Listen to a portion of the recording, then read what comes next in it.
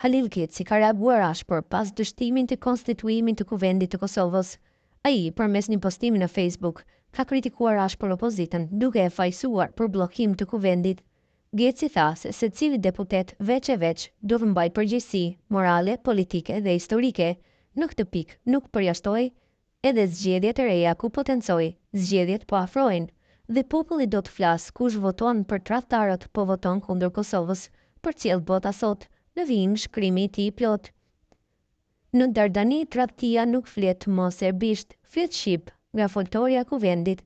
Deputeti i Kuvendit por sa zgjedhur Vedlat Armiku që flasin në emër të popullit, në petkun e deputetit dhe me votën e këtij populli të martirizuar, po ndihmon Serbinë dhe Rusinë të godas Kosovën nga brenda. Në vend që të mbron interesat kombëtare, po i shërbeni agjendave që e duan Kosovën të përçarë, të dobët dhe pa ushtri, veprimet tuaja të liga dhe të papërgjegjshme të nxituara nga egoja dhe servilizmi ndaj interesave të huaja, janë rrezik i hapur për sigurinë dhe ekzistencën e Republikës së Kosovës. Kosova ka kaluar nëpër flakët e ferrit me vrasje, dhunime, dëbime, shkatrime, dhe tani ju, që duhet të jeni mbrojtës të këtij shteti, po i bëni argatin e duhur Rusisë dhe Serbisë, duke sabotuar nga brenda. Rusia në OKB kërkon rrëzimin e qeverisë sonë sepse po fuqizon mbrojtjen e shtetit. Ju në të njëjtën linjë me të, bojkotoni Kuvendin dhe pengoni ngritjen e kapaciteteve ushtarake të Kosovës. Kjo nuk është opozit, kjo është tradhti. Mos votoni, vota e popullit nuk është licencë për me shitur ateon. Secili deputet veç e veç do të mbajë përgjegjësi morale, politike dhe historike. Zgjedhjet po afrohen dhe populli do të flasë. Kush voton për tradhtarët, po voton kundër Kosovës. Zgjohu shqiptar, se tradhtia nuk flet më serbisht, flet shqip. Nga foltorja e Kuvendit, mbyllet reagimi i Gecit. Tashmë po mbushen gati 3 muaj që kanë përfunduar zgjedhjet nacionale në Kosovë dhe vendi po përballet me krizë politike. Deri më tani, pas disa dështimesh, u konstitua Kuvendi i ri, por që dy seanca po dështon zgjedhja e kryetarit të Kuvendit, pasi partia fituese, Lëvizja Vetëvendosje, nuk po arrin të sigurojë shumicën. E mos konstituimi i Kuvendit nuk po e hap rrugë formimit të qeverisë së re në Kosovë.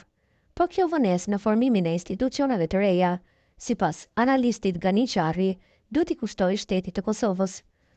Në fakt, nga zhvillimet e deri tanishme, partitë politike u pa se kaluan mos pajtimet vetëm për votimin e raportit që verifikon mandatet e deputetëve dhe ligjvënësit të rinj, u betuan si deputet të legjislaturës së dalin nga votimet e nënshkurtit, por ata dështuan të zgjedhnin edhe kryesinë dhe kryetarin e Kuvendit, pasi që me Albulena Agjion, kandidat të Lëvizjes Vetëvendosje, as për të tretën herë, Kuvendi i Kosovës nuk ka arritur të përmbush konstituimin dhe dështoi që ta zgjedhë krye parlamentarin, ndërsa mos formimi i institucioneve të reja jo vetëm që po i kushton shumë edhe në arenën ndërkombëtare e Kosovës, ku dihet se tani më u bëhen 3 muaj që kur kanë përfunduar zgjedhjet, por vonesa në formimin e institucioneve po konsiderohet edhe si një kërcënim për stabilitetin e demokracisë në Kosovë, shpreh Qarri. Ai thotë se bllokada e krijuar është një dëshmi e qartë se Kosova ka nevojë për reformë kushtetuese dhe këngërçi pazakonshëm institucional, po dëshmon publikisht se sistemi politik vërtet ka nevojë urgjente për një reformë të thellë kushtetuese në mënyrë që problemet si ky me Kuvendin të mos ndodhen sërish apo të përsëriten pas të gjitha votimeve që mund të mbahen në Kosovë.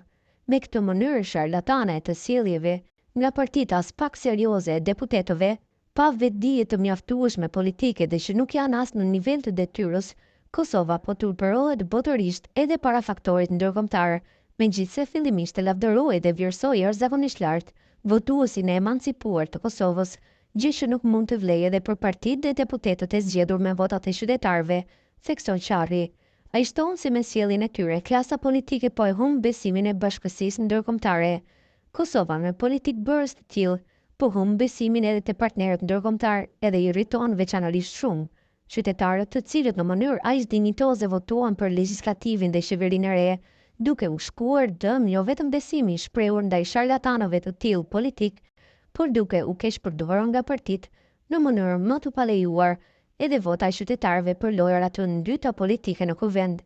Andaj, habitur me sjelljet as pak serioze të fëmijëve politik të Kosovës, edhe ambasadori i Finlandës në Kosovë, Mati Nisinen, Pas atij Gjerman, Anglez e tjerë deklaroi këto ditë se është shumë e rëndësishme që të formohen institucionet shtetërore sa më shpejt në Kosovë që të jetë e mundur, por megjithatë siç thanë një sinel, jetojmë në një situatë globale ku zhvillimet e reja nuk ndalen as në seancën e 21 prillit orës 15, nuk u paraqit një emër i pranueshëm dhe as që u votua fare në mënyrë aq sa më parë të formohen institucionet funksionale të shtetit të Kosovës, deklaroi Sharri.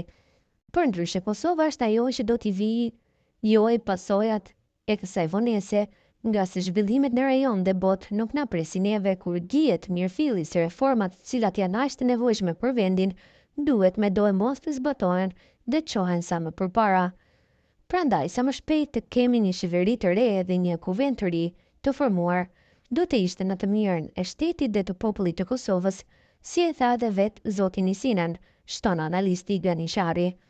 Për fund, Shari propozon që deputetja e vetë vendosjes Saranda Bukujevci mund të jetë një emër konsensual dhe i pranueshëm për opozitën.